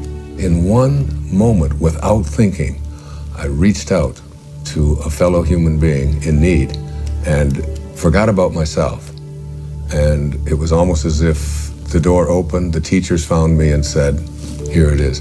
The best way to have those doors open is to forget about yourself and to reach out and serve. It's always about serving. It's, you know, one of the mistakes so many people make is they just think, well, I'm just going to attract what I want into my life. And one of the things that I really profoundly believe in, you do not attract what you want. You attract what you are. What you are. I would have been too shy. I'm such an earnest guy. I would have known firm things to say. We ran in such different circles, my baby, jogged round different blocks. Now we gaze at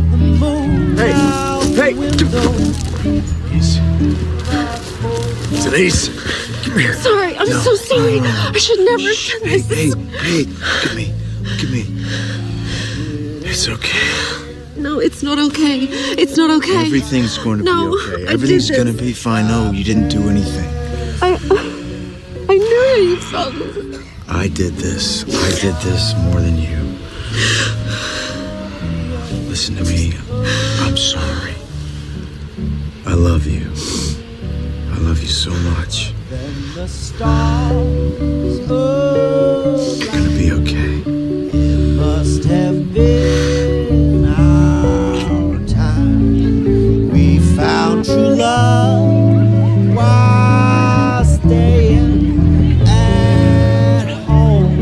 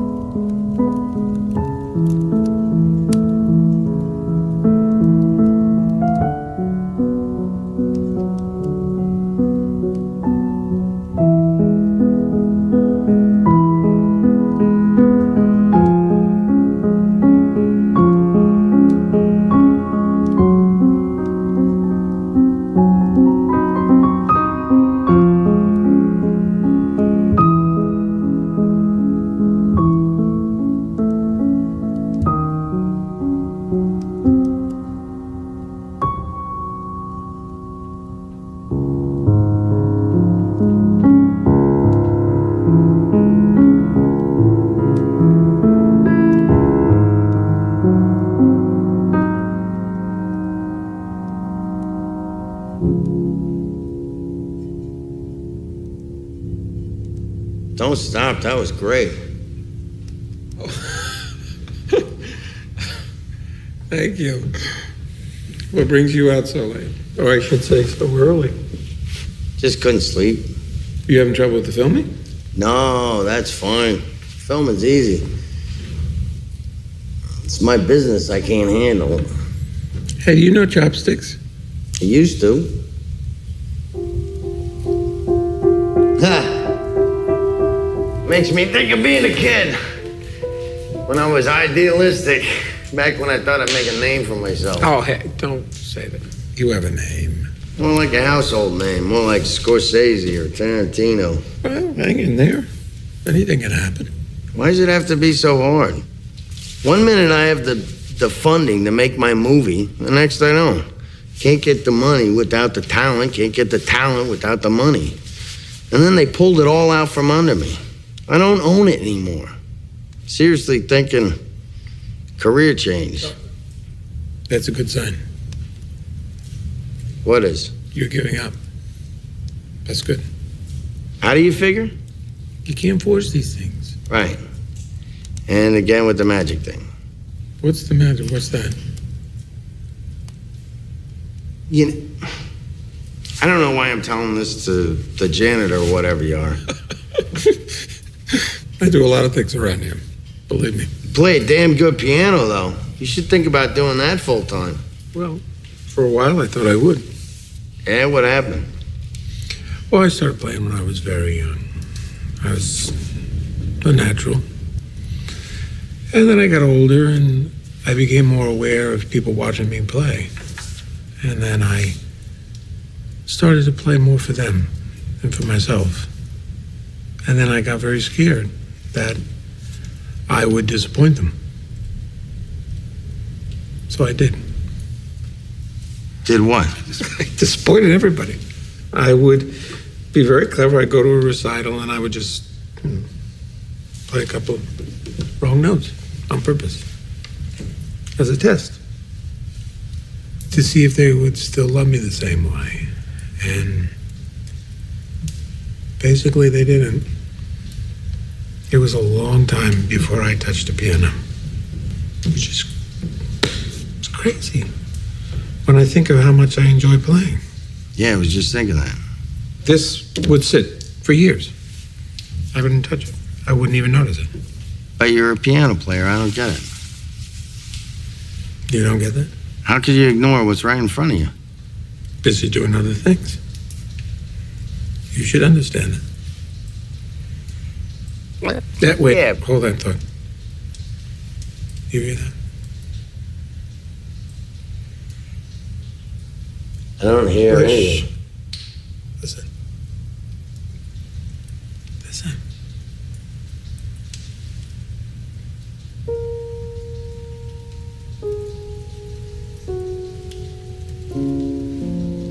That's nice. I like that. I like that too. You making that up? Yeah. Well, no, sort of, yeah, mostly no. What?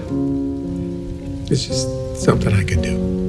Make music, you mean? No, I can't.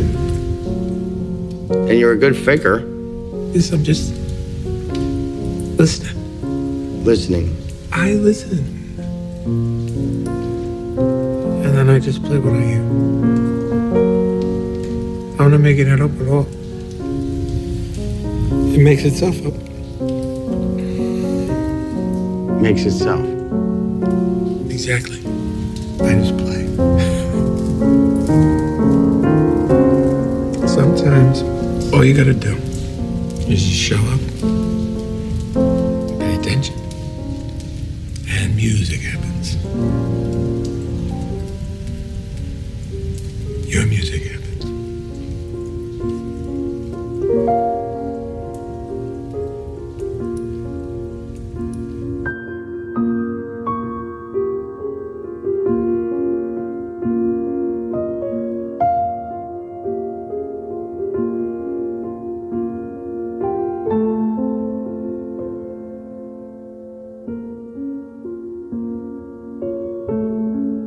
Whatever you're looking for in your life is there for you. It will show up where and when it's needed. It's always in your mind. Whatever you need to complete this project, whatever you need to create, it's all there. You can prepare and then let go. It's an easy trusting that everything will happen perfectly.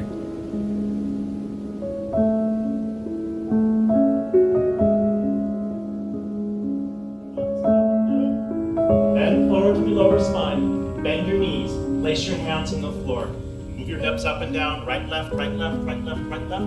Get your You know lower what? spine. I can't shoot it from here. No? No, there's tint. Oh, but we really need something for B-roll. We don't have anything. I'm not the director. I don't know what David wants. Where is he anyway? He's probably sleeping off a hangover. Well, I gotta go in. I can't shoot it from out here. Oh, great. Go in. Go do that. You're not coming with me. Me? I'm not going in there. It's like 200 degrees in there. Okay. And what about you? No way, Jose. I had better get a bump for this. Mm-hmm. You're my hero. Okay. You guys suck.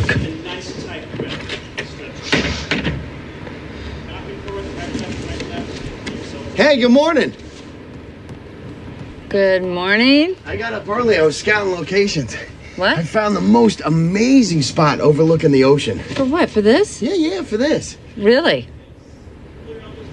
It's a little bit of a hike, though. That's okay. We will indulge your creativity. You sound inspired, David. I am inspired. I'm making music, doing the down. What are you talking about? What is Rob doing in there alone? That's some crazy hot yoga torture. Yeah. I can't let him be in there by himself. Cover me, I'm going in. You're going in? Pick up your right foot in front of you. He's going in. I can't believe it. We live in a world in which all things are possible. There are no accidents.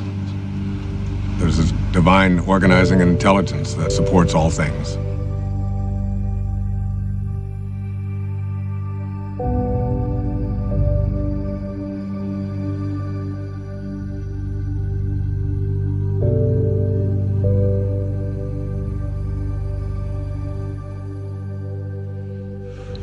I think you have to get to the place where you're no longer focused just on yourself. And the things that you really want for yourself, you begin to say, how can I want them more for someone else than I want them for me? And that's God realization.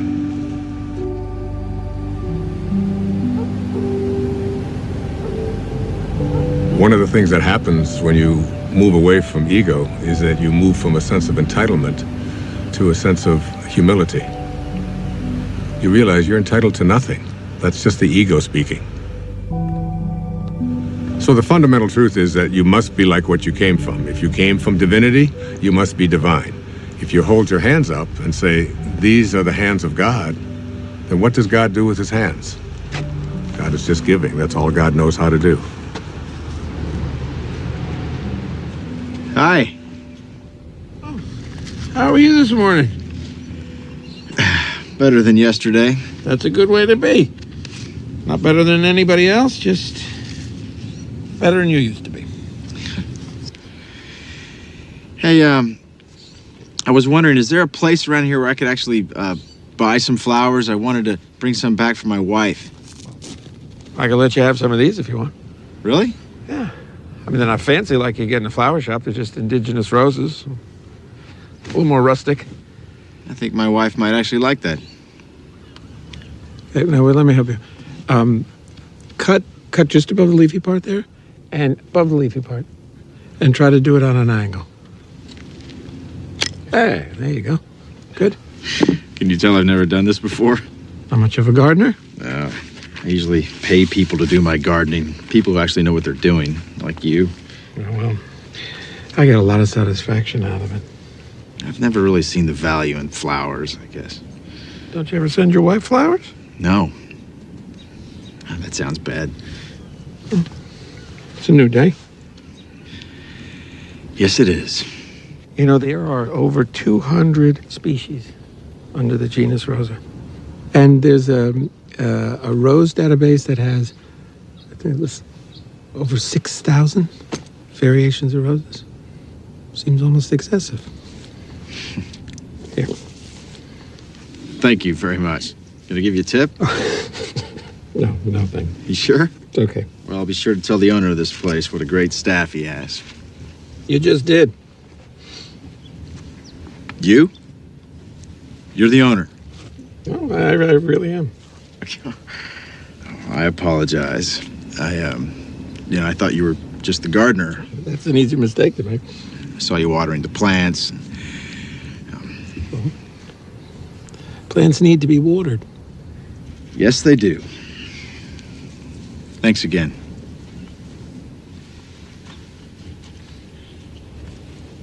Can I ask you a favor? Yeah, sure.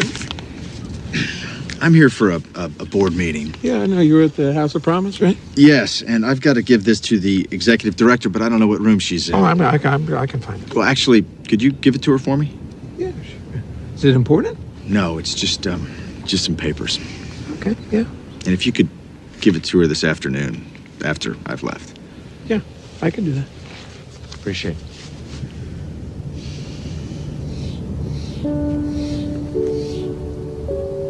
So you shift your thoughts from what can I get to how can I offer, how may I serve?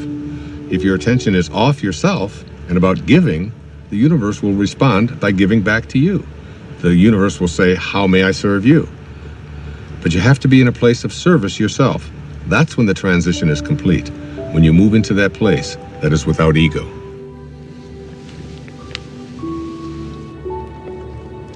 Hey there. Hi. Missed you yesterday. Had a great game. Yeah, got stuck in town. Yeah, I understand. Things come up. Yes, they do. How'd the meeting go? Nothing changed. They still need the money. But once they get the money, we'll see who gets the contract. See you in the city. All right, see you. Not so fast. Don't tilt it. No, we don't want to crush the flowers. That's very good. Oh, I'm telling you, you don't want to know how much these flowers cost. You know, it's the same florist the mayor uses. Now, oh, be careful, please. Thank you.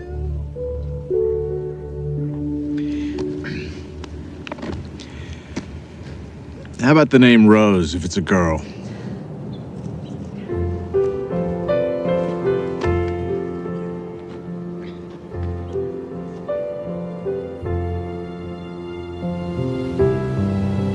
As we move into the meaning phase of life, it's not as if you no longer are ambitious. It's that you have ambition with meaning. You're ambitious about other things. So now your ambition is transformed into purpose, and you have to learn to become the observer and to step back. You begin to live in process, trusting where your source is taking you. You begin to detach from the outcome. And that detachment allows you to no longer be fighting. It allows things to just come to you. And you're no longer being the person who's making things happen. You're allowing them to show up. The fight is gone. So I get asked over and over again, is there a purpose to the ego? And my reaction to that is it's just not worth defending. The ego is the thing that is the false self. And when you're defending it, you're defending an illusion. You're defending something that really isn't who you are. Your authentic self is way beyond the ego. Every one of us knows that we came here with music to play, and yet we have a tendency to believe that we are separate entities and that we have to fit in, and that's our role in life. And none of that is true. The shift can happen in many ways. It can be just a comment. It can be a coincidence that occurs, a particular event that you weren't expecting. It can be anything at all, but the result is always the same. You begin to realize that you're not here to push life, to make it a struggle all the time. You're here to enjoy and to be living in peace. That's what happens when you're in the afternoon of your life. I was just thinking about all the things I have to do to pack us up to leave. Oh, yeah? I'm like a walking to-do list. I think 90% of my day is spent managing everyone else's life and all their problems. Uh-oh. You are very appreciative. It's not what I mean. I love taking care of you and the boys. I do. I love my family, but... But? When I paint, I go somewhere. I feel connected. I feel blessed. And you're good at it. I miss it so much. On the hike yesterday, Jack told me that I don't paint. I realize that my own children have no idea who I am. They don't even know what I do.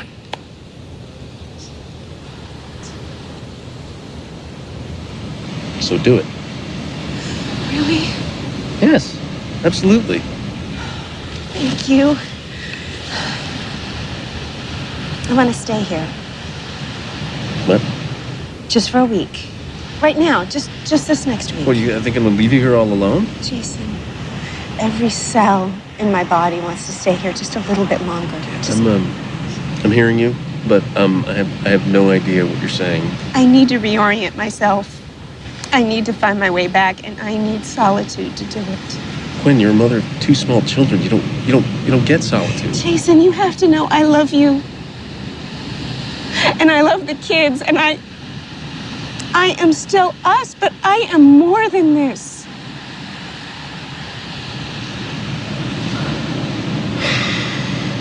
Okay. There's just one problem. See, I don't know how to do what you do. You'll be great. It's just for a week. You'll survive. And then we go back to normal. I don't know about that. Oh, you're good at this. Oh, that's not fair. You know what you're gonna get good at? What? Laundry. I see lots of laundry in your future. That's great. That's great.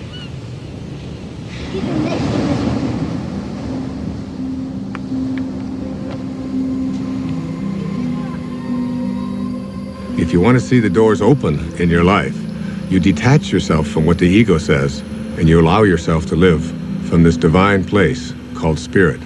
And what Lao Tzu called the virtues, he said there are 4 of them. The first of these is reverence for all of life, which is respect. The second is sincerity, which is really nothing more than just honesty. The third is gentleness, which manifests itself as kindness in our life. And the fourth is supportiveness, which just manifests itself as service, offering service to others. Those are the 4 virtues.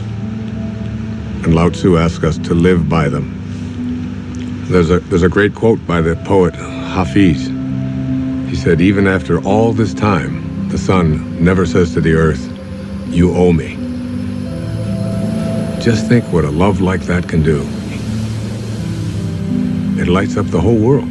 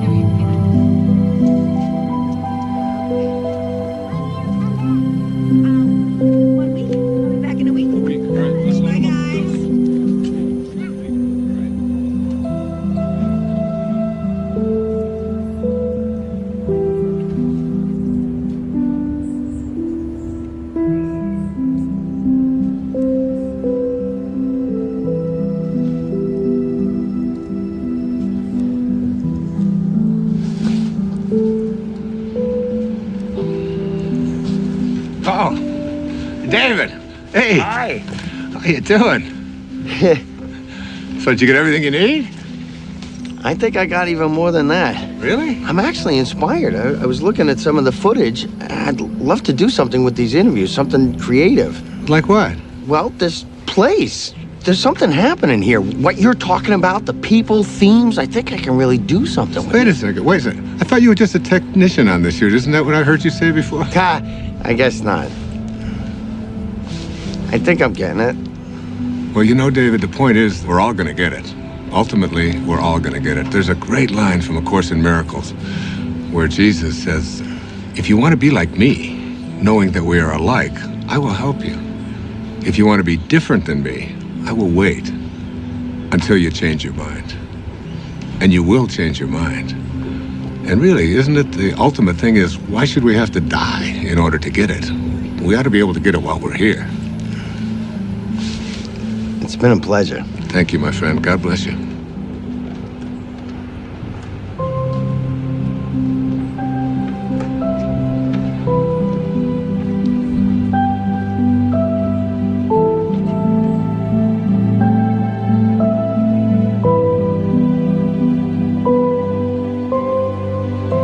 Nobody needs to ask the question, what is my purpose? It will always be found in service.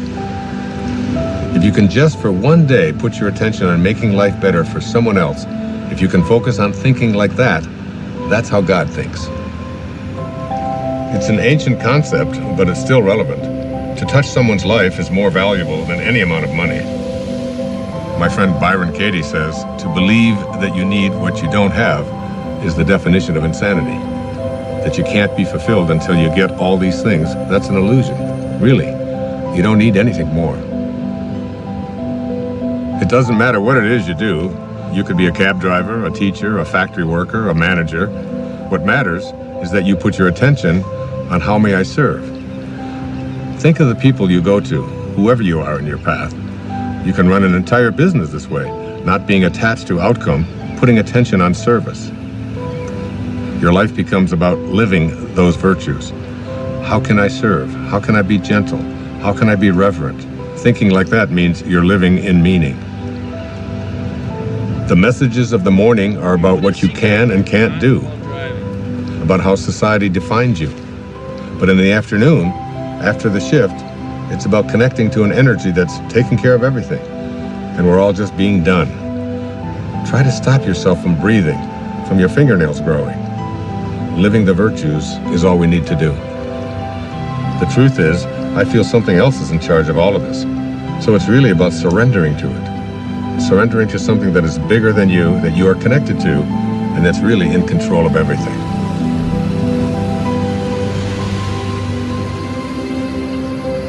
There's a place deep within us that wants to feel fulfilled, that wants to know that my life has made a difference, that I've left this place, this planet that I've lived on, better than when I arrived, that someone's life has been profoundly touched because of my existence.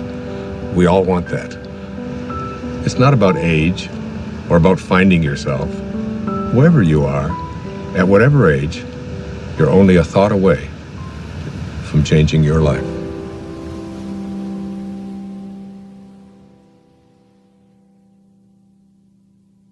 This is not a race. You don't have to run. You might even slow it down, take a look around instead of chasing everyone. Nothing to prove, no point to make. If when it's said and done, you know in your heart that your song is sung. Don't go with your song still inside you. Let it guide you every day. We all know that it's good to be humble, but don't mumble your life away. You could lose it all, you would still feel like you'd won. You might fall out of the sky, learn to fly just by reaching for the sun. No need to fret, but by regret. If when it's said and done, you know in your heart that your song is sung. Don't go with your song still inside you. Let it guide you every day. We all know that it's good to be humble, but don't grumble your life away. A little teamwork now. La la la la la. La la la la la. Low la low la low. Low la low la low. La la la la la la la. La la la la la la la. Low la low low low low. Low la low low low low. Rubber da scrub. Hobba de hobba do. Hooba da hooba da hooba de hub. Hooba de hooba de hooba de ho.